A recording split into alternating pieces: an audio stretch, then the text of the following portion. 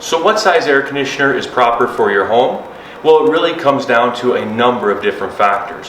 What the orientation is of the house, meaning, which way is north, east, west, south, what the sun exposure is, what the natural shading is like, the insulation values in the home, of course the conditioned square footage, but also more importantly, how is the house used?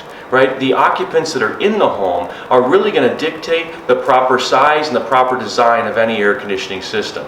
So it's really important that when you have a comfort advisor come out to design a brand new high efficiency comfort system, that you take into account all of these factors and you just don't base your decision on strictly the lowest price. I mean, let's face it, good things aren't cheap and cheap things aren't good. They never have and they never will be.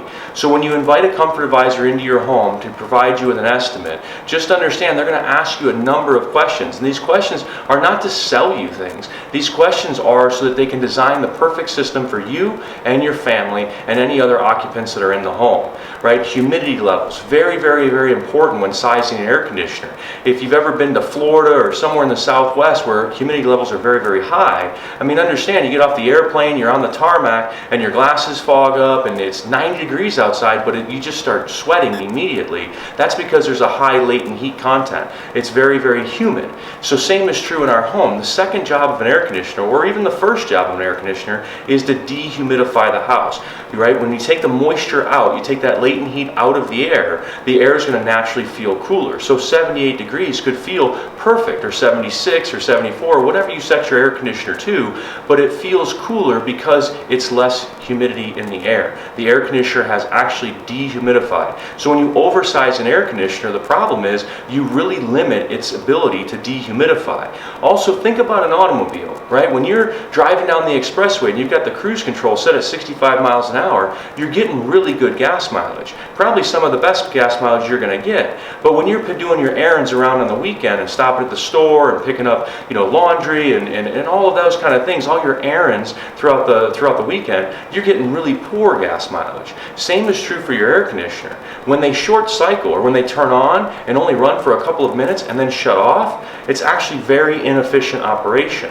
An air conditioner, just like anything else, once in motion stays in motion. Keeping that inertia, if you will, and letting that thing run is going to do two things. It's going to reach its actual rated efficiency, which an air conditioner takes somewhere between 8 and 15 minutes of operational time before it even hits the efficiency level than which you purchased.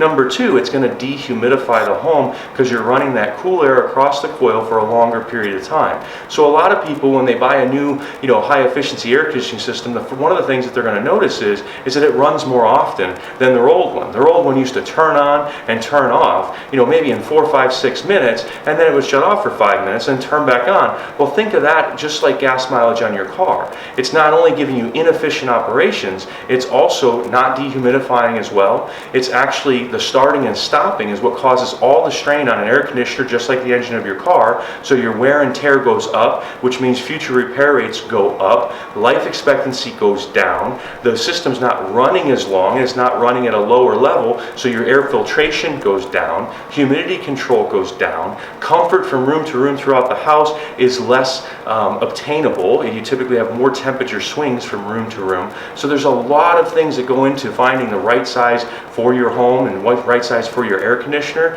when you're purchasing a new system. Just make sure you spend the time necessary with the comfort advisor in your home, answering their questions and sharing with them how you use the home. Are you involved with any activities or any groups where you entertain in the summertime quite often? That's going to have an impact. Do you do a lot of cooking? Is there a lot of people in the home?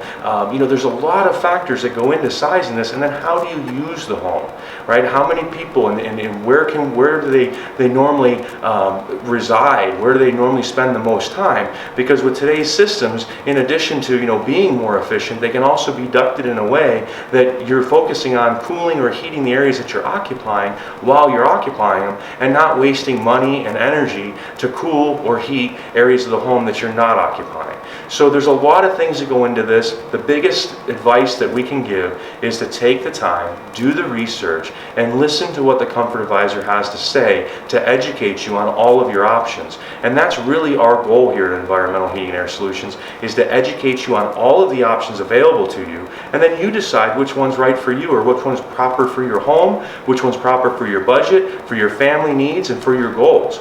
But our job is to educate you on the benefits of all of them, and then you choose whichever one you want. At the end of the day, it really doesn't matter which air conditioner you purchase, as long as the installing contractor, the installing company, is doing what they're supposed to be doing from step A all the way through step Z to set that air conditioner up properly, to ensure all the things we've already talked about: the humidity control, the temperature control, the dust limitations, the quality of air that you and your family are breathing, all of those things. So when sizing an air conditioner, leave it up to a professional. Don't leave it up to somebody who comes in and says, oh, well, based on 1,500 square feet or 2,000 square feet, you need X, right? That can't be decided without doing a lot of calculations and without doing a full review of the duct system, of the house itself, the register locations, the returns, the supplies, the equipment itself, and then of course meeting with you to answer all of your questions, but also collect a lot of data that will allow us to design the perfect high efficiency comfort system